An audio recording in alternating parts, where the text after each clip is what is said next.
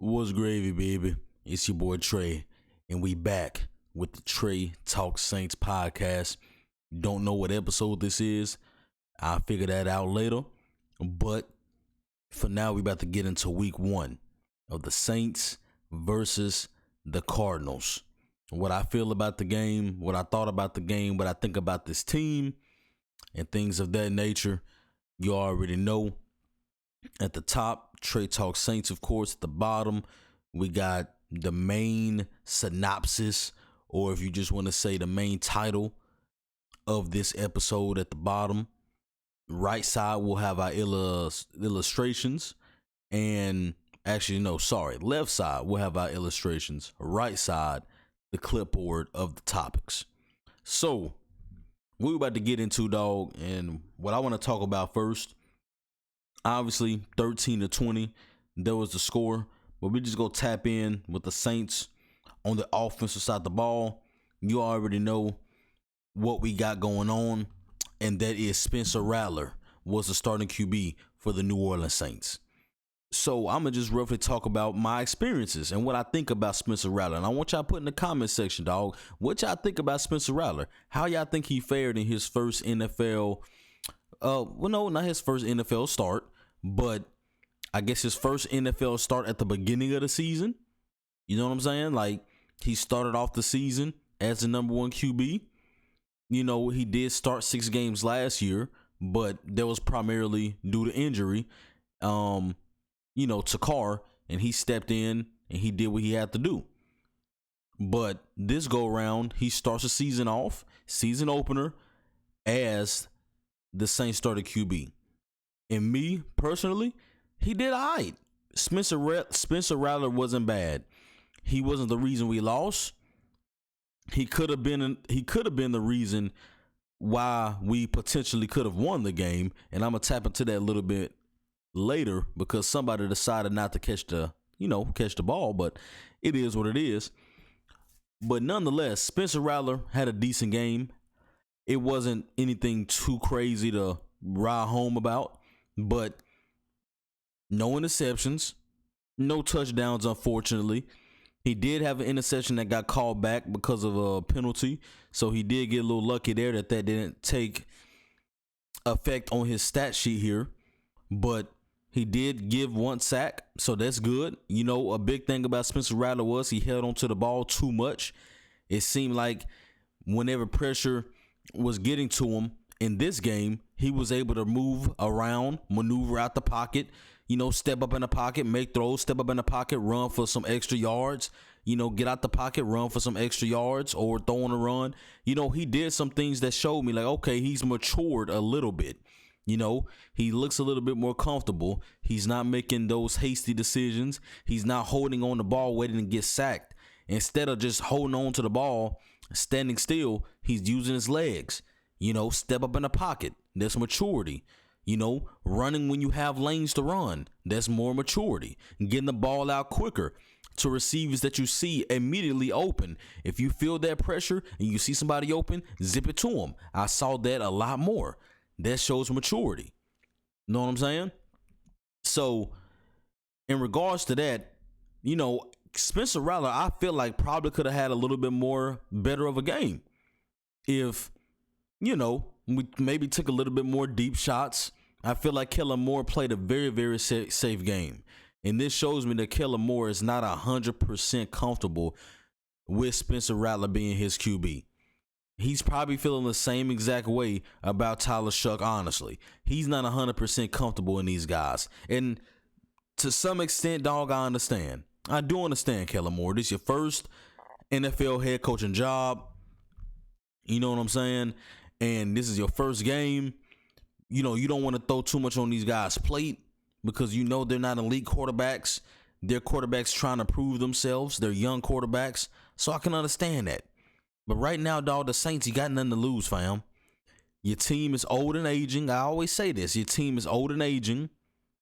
You know what I'm saying? You don't got a lot of superstars on the squad. I don't even think you have a superstar on the squad. You got maybe some stars, but you don't got no superstars in this squad. So me personally, I'm just like, bro, just play a game. Just call a game. Call a game how you regular would call it. You know what I'm saying? Don't like forget all this safe stuff. Just call the game. If you want to run the ball, run the ball. If you want to pass the ball, pass the ball. If you want to throw the ball deep, throw the ball deep. Do whatever the hell you want to do, Kellen Moore, that you think is going to give y'all the best chance to win. But all this playing, calling these safe play calls and predictable play calling, we just got finished doing all that with P. Carmichael and Dennis Allen. We just got finished doing all that. So hey, let these guys play. Let them play. You know what I'm saying? Get the ball to your best playmakers on the team. Yeah, it ain't a lot of them, but hey, get the ball to your best playmakers on the squad. You know, do that number one, and then let the boy Spencer Rattler go out there and throw the ball. Okay? And I mean taking more shots down the field. Get the ball more to your playmakers like Shaheed, Olave, Kamara. Those should be the three guys that you like. They should have so many damn touches, and ain't even funny. You should have so many plays drawn up for those three. Those three are your breadwinners right there. They got to get a lot of damn touches. Okay? Alvin Kamara, Rashid Shaheed, and Chris Olave. They should them three right there should touch the ball like no other. All right? But Spencer Rattler, not a bad game. Like I said, I saw maturity. He made a lot of good decisions.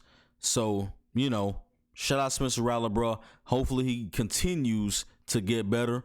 I can see him getting better from this. This was probably one of the most winnable games we was going to have within these next 4 or 5 games.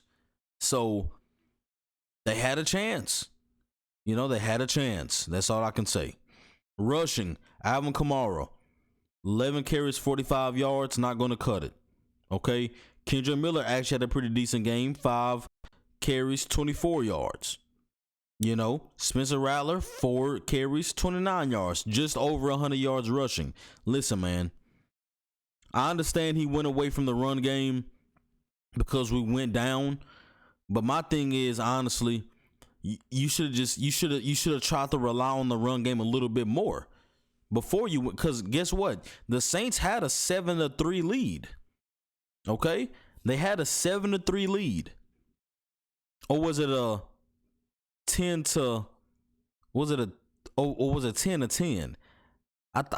I swear they either tied the game up or took the lead at one point. Maybe it was 10-10. But nonetheless, they had opportunities to keep the run game going. They had the opportunities to keep the run game going. Try to keep the run game going. Just keep it going. But they got away from it, and then you catch yourself in a hole. You catch yourself in a hole. You're like, damn, I can't run the ball no more. I just got to pass the ball now. You hear me? Like, I just think that's what it came down to, guys. They couldn't run the ball no more because they went down. But if you would have kept the run game steady, you probably would have never went through that, fam. You heard me? So that's pretty much what I got for the run game. AK, you got to get more touches, whether it's passing, receiving or rushing. He just has to have more than 11 carries. Like, this is crazy. It's 22 total carries on the team. Kamara himself should have about, he should have at least about, I say, 16 or 20 carries a game. Like, you got to get on the roll with running the game. If you want to consider yourself a running team, you have to run the ball. You have Kamara, a fully healthy Kamara. You have a healthy Kendra Miller right now. And you have Devin Neal, who you drafted. You got 3 running backs you can rotate. If you really want to run that damn ball, run the ball, fam. Run it. Run it. Like Chris Breezy. Ding, you can run it. It's your hand on the floor. You know what I'm saying? Run it. Come on. Like, just run it, bro. If you want to run the ball, run the ball. Make your choice up. Make your decision, fam. Because if you would have stuck with the run game, who knows? It ain't like they wasn't getting no yards. They all was averaging about 4 yards, 4 to 5 yards per carry. So the run game was doing fine. but you have to figure out what you want to be. You know what I'm saying? And that's my challenge to Kellen Moore. Figure out what you want to be, dog. Figure out what type of play calling or what type of team or what type of offensive side of the ball you want to be. And as we get to the receiving now, Juwan Johnson, 8 receptions, 76 yards. Chris Olave, 7 receptions, 54 yards. Rashid, 6 receptions, 33 yards. Brandon Cooks, 3 receptions, 26. You know, Devin Vele got 1 for 13. Kamara, 2 for 12. So, I mean, listen, guys, the Saints don't got a lot of playmakers. I don't know if Chris Olave is the number 1 receiver. I honestly can't even tell y'all, bro. You know, let me know in the comment section what y'all think. Do y'all think Chris Olave is a number 1 receiver? Because I just don't know. At this point, I don't know. I don't know if it just they not going to him with the ball enough, or if maybe he's just a really good,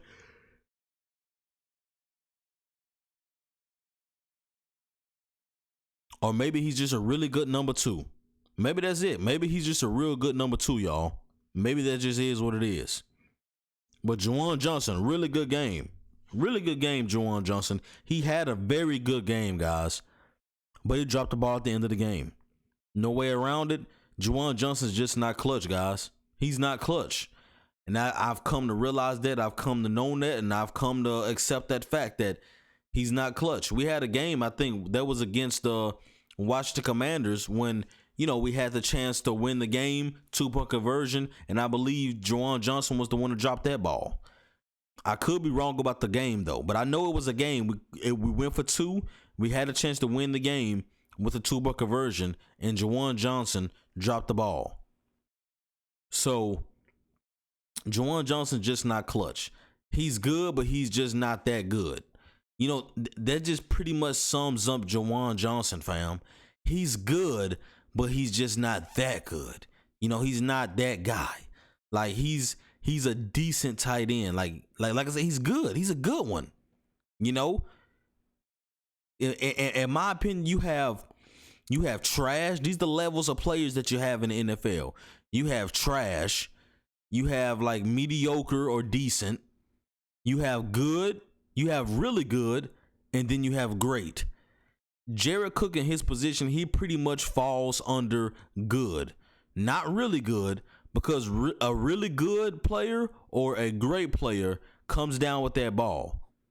You know, Trey McBride, like on the other side of the ball that was torching us, he would have caught that ball. You know, other tight ends, Brock Bowers, probably catch that ball. George Kittle, Travis Kelce, they most likely catch that ball. You know what I'm saying? Laporta, he might catch that ball. You hear me? You see? Like, those type, they probably catch that ball. All right? So, we have to set our expectations and understand who we have on our team. You know? Chris Olave, like, hey, I don't know. You know, a good game, but nothing great. Nothing great. We don't just have a guy in the receiving core. We don't have a guy that every game we can just look at and be like, all right, he go give us damn near about 100 yards a game. You know, he go give us somewhere in between, you know, a good 70 to 100 a game at minimum. You know, and Chris Olave, I feel like can be that guy. But Chris Olave is just so damn fragile, man. He's so damn fragile. He get hurt so easy. Like, the dog always getting banged up, fam. And I just don't know if his body can contain the impact of this game to where he can get to that level and get to that point to where he can consistently be a 70, 80, 90, 100, 120, 150 yard type of receiver a game where he can come out and put those type of numbers up consistently. I just don't see it. I don't know, man. Rashid Shaheed got to get the ball more. He had 6 receptions, but a lot of those were just blown up plays sometimes where he barely got any yards. We got to find a way to get him in space, find a way to get him the ball more. Same thing, like I said, with Kamara. Got to find a way. You know, we didn't see, what's his name? Was it Troy Palmer, or, you know, the guy that we picked up from the Bucks, the young guy? He was out this game. So, you know, hopefully when he comes back, he will be a good addition to the receiving core. We got to see how he looks. Vele only got 1 catch, but, you know, he's still getting integrated with the offense. So, hopefully he'll get comfortable and he can play a little bit more. You know what I'm saying? Because maybe Chris Olave should be in the slot. Maybe you should have Devin Valet on one side. You put Shaheed on the other side. And then you have Olave in the slot. Maybe, I don't know. Olave's probably got to be on the outside, though, because I see Rasheed probably being a little bit more deadly in the slot. But, maybe Devin Valet can be that guy where they like, okay, when he gets more healthy, not more healthy, like more acquainted with the offense, the playbook and all things of that nature, maybe Valet can be on the outside. You have Olave on the other side, and then you have Rashid Shaheed in the middle. And Brandon Cooks, he can come in ever so often. And whenever Palmer gets healthy, he'll rotate in as well. Maybe that's the formula. But it's just the first game. So on the offensive side of the ball, I know, guys, it's tough to watch. I know a lot of things have to go right for the Saints to win. They didn't do them any favors with all the penalties and stuff they was doing as well. But it's the first game. I don't want y'all to overreact. And I also want y'all to have correct expectations. A lot of things we have to learn is expectations. What are you expecting? Are you expecting the Saints to be a playoff team? Are you expecting the Saints to be a Super Bowl team? Are you expecting the Saints to win 5 games? Are you expecting the Saints to win 9 games? What are you expecting the Saints to do? You hear me? What are y'all expecting? And I want y'all to think about y'all expectations. And it'll make y'all less upset. It'll make y'all less angry when y'all watch the game or when the Saints lose. Truly, it really will, guys. I promise you. Because you want to know my expectations and why I'm not really pissed off or mad? My expectations is that the Saints are not making the playoffs. My expectations is the Saints are probably going to win anywhere in between like 4 to 6 games. That's pretty much where I'm thinking they're going to be at. In the 4 to 6 game win window. That's probably where they're going to be. Okay? 4 to 6 wins. It could be less. But that's my expectations. 4 to 6 wins and possibly less. So when I'm watching the game, I'm not even getting mad. A couple of plays here or there, I'm like, damn, like, y'all really effed up on that one. Like, damn, bro, you got to catch that ball. Like, damn, that's a terrible call, ref. What the hell you doing? Like, oh, my Lord, bro, what type of play call is that? Yeah, I'm a diehard Saints fan till I die, you hear me? But I'm always, have some moments where I'm like, damn, like, what the hell y'all doing? Like, come on now, get it together. But I'm not at the point to where I'm expecting these guys to do something. And I'm not about to sit here and get mad over the Saints that don't have a true number 1 quarterback. I just can't. With Derek Carr in the squad, you can say he's a true number 1 quarterback. So yeah, I'm going to get pissed off when they look like trash with him and all the money that we gave him. But we got 2 young quarterbacks that ain't getting paid a lot. And we're a slowly rebuilding team. So guys, set your expectations. It'll save you from some heartaches, some headaches, and some high blood pressure. You hear me? I'm just being real with y'all. Set y'all expectations correctly. Just do that, man. Because this team ain't that good. Name me one superstar on the team. I'll wait. They don't got one. How many stars they got? Alvin Kamara. Who else? I consider Alvin Kamara a star, but who else? Maybe Chris Olave when he's on the top of his game, but who else? None of them. I mean, we have some good players. There's like really good players. DeMario Davis is really good. Justin Reid's really good. Blackman's good. Chris Olave's good. Kamara's like at that star level. But we don't got no superstar. We don't have those guys. Like we don't have that guy. Like we don't got that right now. Back on his Michael Thomas was at this prime. Marshon Lattimore was at his prime. Drew Brees was looking good. Alvin Kamara in his prime. Those At that time and that point of the team, they were those guys. You look at them and you're like, those are the guys on the team. And right now, you look at it, you're like, damn, we don't have the guys anymore. So just set your expectations correctly, guys. Especially, on the offensive side of the ball. And also, Fuaga went out, so that's going to be tough seeing what his injury is. Hopefully it's nothing too crazy, but Fuaga going out was pretty big. Cesar Reid is completely ass. He sucks. He's still acting like he's not a veteran, like he hasn't been in the league six years or however long it's been, 6-7 years.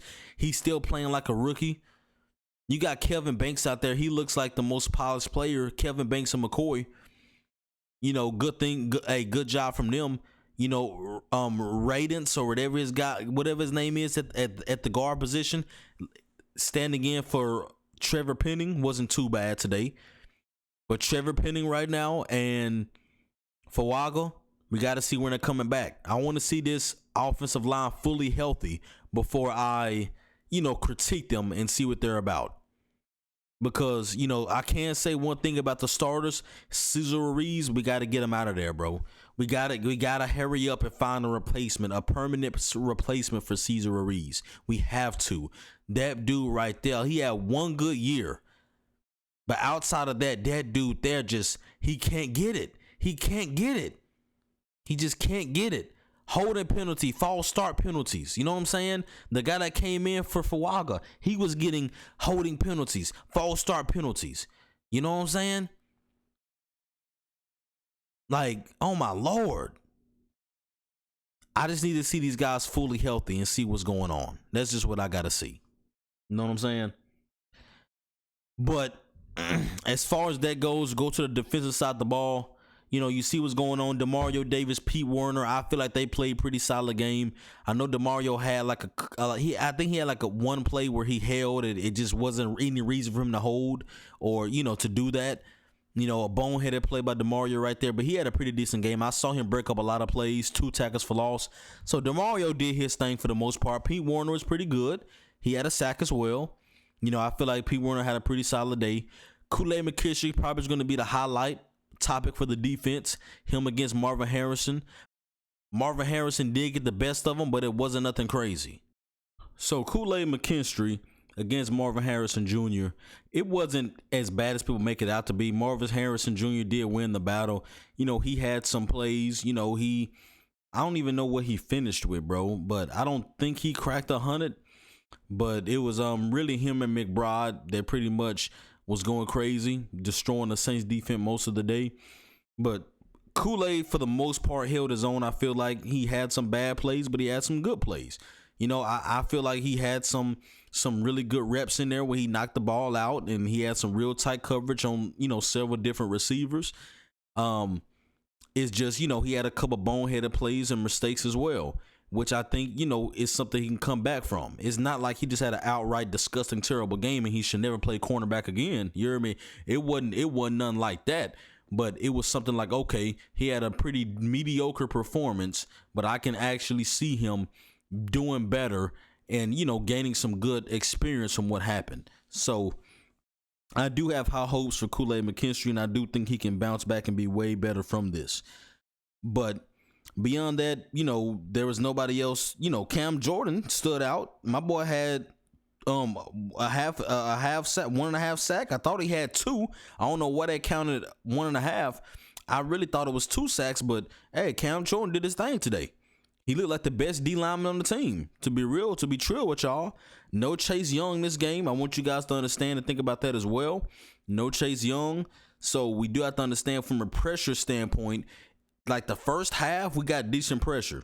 The second half, we couldn't get pressure at all. It just seemed like the second half, besides the sack that Alontae Taylor got, we struggled to get consistent pressure. You hear me? So Chase Young not being on the field definitely affected us, and I want to see him on the field ASAP so I can see what this D-line truly looks like. But I think the run game, the defense did pretty good in the run game. We didn't get completely gashed by the run game. They did pretty decent at containing Collar for the most part. Of course, he had a couple annoying ass plays where he got out and got some first downs, but that didn't completely wreck us the whole game. So I think the defense did pretty good at the run, pretty good with the pass too. I mean, they only gave up 100 and something pass yards. So, the defense didn't play terrible. I just think the main criticism I have for the defense is, number one, we have to get better on third downs, get off the goddamn field. They made too many third down conversions. So if I have to take anything away from the defense, number one, stop giving up so many third down conversions. And also, do better at tackling, okay? Better at tackling. Stop giving up so many damn third down conversions. All right? If you guys can do that, then, it may be a little better. But I'm not too much going crazy in the defense that gave up 20 points. You know what I'm saying? So, and I feel like, a couple of plays, there was a bad holding call they called on Kool-Aid McKinstry. It was some questionable calls here or there from the refs today. A lot of damn penalties they called throughout this game. Most of them negatively affecting the Saints, of course. So, I feel like for sure the defense held their own for the most part. Just have to get more pressure, number one, and also have to stop giving up so many third down conversion and tackle better. Tackle better. Some plays that I saw that they had the guy dead to rights. They let him get out the damn pocket. Let Kyler Murray get out the pocket when you have him dead to rights. Let the running back get out the pocket. Or you got a receiver, you miss the tackle, they get a first down. So many third down conversions came from just plain missing tackles. So you got to do better with that. That's coaching. Yeah, that's coaching, bro. Coach these dudes up and make sure they get their tackling down together, Brandon Staley. And learn and get some better third down defense going. Besides that, Cam Jordan, I want to give him a shout out. Like I said, Pete Werner, DeMario did pretty good. Kool-Aid did decent. Let's not go too crazy on him. Anybody else I want to shout out? Isaiah Stallbird had a pretty good game as well. Didn't see too much of Danny Stutzman. Brian Brzee had a blocked field goal that was pretty nice, clean. He jumped right over the lineman and blocked the field goal. But he had a couple of decent plays as well. But we just got to see a little bit more. I want to see a little bit more out of Danny Stutzman. I want to see him play a little bit more. But I think Brian Brzee need to see a little bit more of an uptick out of his production. Like Alontae Taylor was okay. He's obviously a slot corner. That's where he's definitely the best at, is in the slot. I don't want to see him on the outside. He should stay in the slot. You heard me? Stay in the slot. That's where he should be.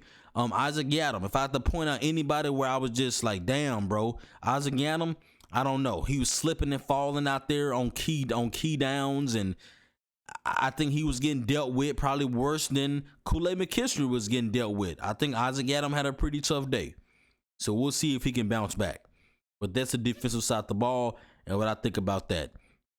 And when we think about the totality of the whole game, when we think about the whole stats of both sides here, when you look at it, bro, and you see where the Saints could have won this game, is they had more first downs. Okay? They had more plays. They ran more plays. They had more total yards. They had one more total drive. They had more passing yards. More rushing yards for the Cardinals. But look at this down here, guys. Look at the red zone. 2 for 3. 2 for 3 for the Cardinals. 1-4 for the Saints. So we got to the red zone and went 1 for 4, guys. And there's a game. When you get in the red zone, you got to stop kicking field goals, number one. You got to score. It's the same stuff from the last few years. They cannot score in the red zone to save their life. You got to score, fam. When you get down there, you got to put together some plays to score, and you got to execute, man. You got to, fam. All this field goal I mean, that's the game. Literally, when you look at the game, bro, you look, there was no turnovers. Okay, so we can't point to that. The Saints had more total yards. They had more total plays. So when you think about all that, Saints winning in all those categories, besides rushing in third down conversion by 1 third down, when you look at that, you're like, damn, it's the red zone. The Saints just struggle to score the ball. Getting touchdowns is a struggle for the Saints. They got to score touchdowns, man. They just got to. One of the red zone trips was, Jared Cook at the end of the game not catching the damn ball. He went up the ladder, caught the ball, and he just didn't bring it down to his chest tight enough. And they was easily able to get it jarred up out of there. But when you go up, you have to be expecting, okay, these guys are going to be coming from the ball. You have to catch that thing, tuck it immediately down, and hold on for dear life, bro. You just got to. Turn your body if you got to. You got to do what you got to do to hide that ball, tuck it in your gut, and come down with that. But once again, Jared Cook's not clutch. He's just a good player. He's not really good, okay? He's not great. So, I mean, that just is what it is. But that's one trip in the red zone. Another trip, we kicked the field goal, made the field goal. Cool. Another trip, yeah, we actually scored with Kamara. Another trip, Blake Groupie missed a damn field goal. When Mr. Groupie was probably seen as, okay, he's probably going to be the leading scorer for the Saints. And you come out and shank a 30-some yarder? Come on now, Groupie. Come on. A 30-some yarder you shaking? When you went perfect all preseason. You went perfect all training camp. You didn't miss one field goal until the first game you want to shake a 30-some yarder. All right, fam. That's what's up. So look at our red zone trips once again. 1 touchdown. Okay? Field goal. Field goal. So that's 13 points right there. So 1 touchdown. We got a field goal. We got a field goal. We missed the field goal. You know what I'm saying? And Juwan Johnson, I don't know if that counted as red zone or not, because I don't think we got beyond the 10 or whatever, or I don't know if we got beyond the 20, but I don't think that really counted as red zone. But that's what happened when we got close to making a touchdown. Pretty much 30 yards and out. Drop pass from not Jared Cook. Well, he's damn near just like Jared Cook. If we want to talk about it, he's basically Jared Cook damn near.